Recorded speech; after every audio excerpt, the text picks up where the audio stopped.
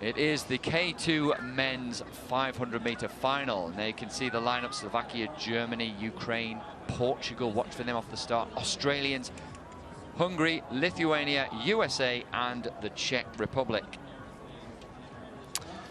This is going to be incredibly exciting race. I haven't seen a field that's so competitive in such an event as this K-2 500. Going through each semi-final, it was cutthroat. There was at least 5 crews that has the capability to be in this final and each semi-final. So to get through here was like a battle itself. So it was quite successful for any crew to be here, but in this final, it's very difficult to pick. But obviously, knowing me being an Aussie, you know who I'm going to be cheering for in this scenario right now. And rightly so, given that they're Olympic champions. However, that I suppose is in the longer distance of 1,000 meters. So it'll be really interesting to see how John Westhausen and Thomas Green get on here.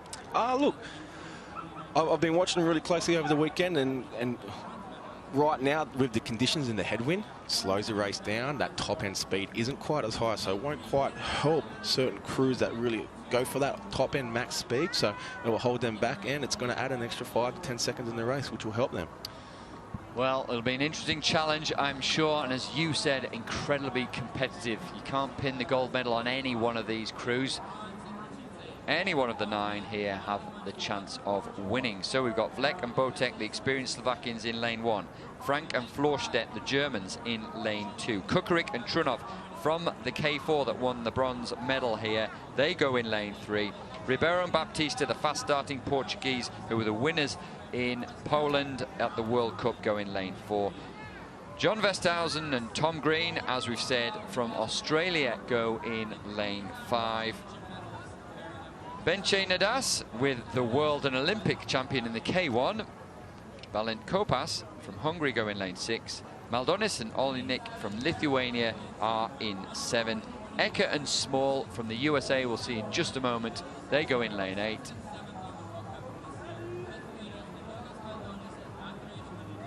There they are. And Spisar and Havel, always well drilled, the Czech crews, there over in lane 9. So a new Olympic distance for Paris. Ever since that had been announced, this event has become more and more competitive. The margins are very, very tight. 500 meters, so the start will be important, but as you said, David, headwind perhaps slowing times down. Expect the Lithuanians, Portuguese, the Germans to really put that race out. Ukraine will come home that last 150. They hold back a little bit and look for that 150. The Aussies, they really tend to make their mark post 200 meters.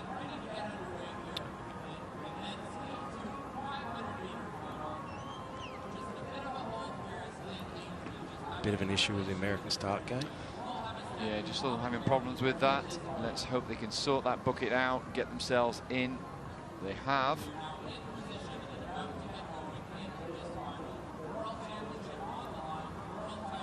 And there they are.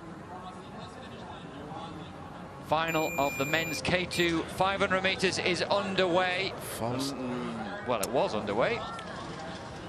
First false start we've seen today. A bit of a sigh of relief for me. I think the boys missed the start there, so I'm quite thankful to see a false start in that scenario. Well, I was just about to say the Australians haven't got away to a very good start, no. So let's just have a look here, see if anyone pushed early, or was it the American? Oh, could be Lithuania.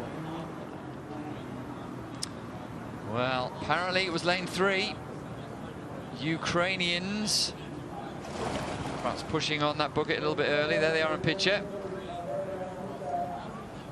Well, as you said, they might look to come through late, but they perhaps wanted to get away well. So we're away cleanly this time. It looked to be lane 4. The Portuguese, unsurprisingly, got away to a good start. That's what they will normally do. João Ribeiro and Messias Baptista, the winners from the World Cup in Poznan. But this is 500 meters. It's still, although fast, they've got to pace it, got to execute their race correctly. The green belt of the Lithuanians also away well in the early part of this 500-meter race. As we expected, the Lithuanians and Portuguese will go out fast, but let's see how much they can hold on to that, because this headwind will hurt a crew that goes out too hard. Right now, the Aussies will be just feeling that pressure of the Portuguese moving out, and hopefully they get dragged out. Ukraine will be next to them as well. Well, it'll be really interesting to see whether the Australians and the Hungarians, who didn't get to the best start, but they're still in this. They're only half a boat length down, beginning to move forward. It is, in fact, the Hungarians that look to be moving well at the moment. Of course, they've got Balint Kopas in there, the world and Olympic champion in the back of that boat, pushing them along. But there are 5 or 6 boats all within a great chance of not only a medal, but winning this one. And again, the Lithuanians seem to step it up. Lithuanians are holding on to that lead. The Aussies will feel the Portuguese falling back. They'll feel confident. They'll want to move through, but the Lithuanians are still holding on to that lead. Wait, look for the Ukrainians up top. They do have a strong finish. Yeah, they do. The Ukrainians in lane 3. They've still got a bit of work to do now. The pressure is all on the Lithuanians now. 50 or 60 metres to go. The Hungarians beginning to move through. We start to see Westhosen and Green from Australia still. They've got limited time to pick it up now. Looks to be like the Hungarians really burying themselves here. They have the lead ahead of the Lithuanians, and Australia maybe in a battle with the Czech Republic for the bronze medal. Unbelievable effort from the Hungarians. Well, have we got a new Hungarian crew here? They've struggled. They've had the 2 best kayak paddlers in the world, Adam Varga and Balint Kopas, come together in K2, and that didn't work. So they've tried things again, but this time round, cover and win, but win such a competitive race, and it was really interesting to see, wasn't it? The early starters was with Portugal. Lithuania got away really well.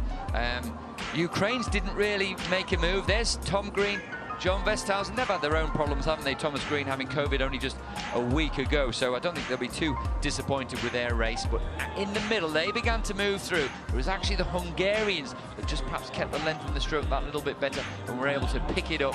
And they had the best of the boat speed down in the last 70 or 80 metres.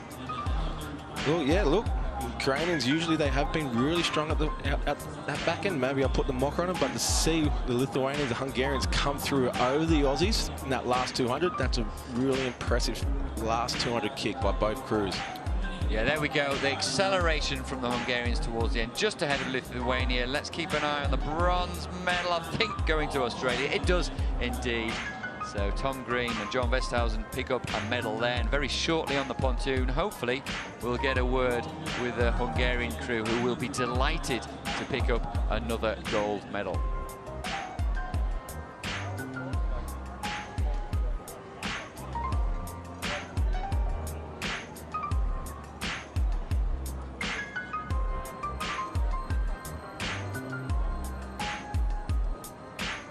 The K2 today, delighted with the gold medal there, 134.98. Maldonis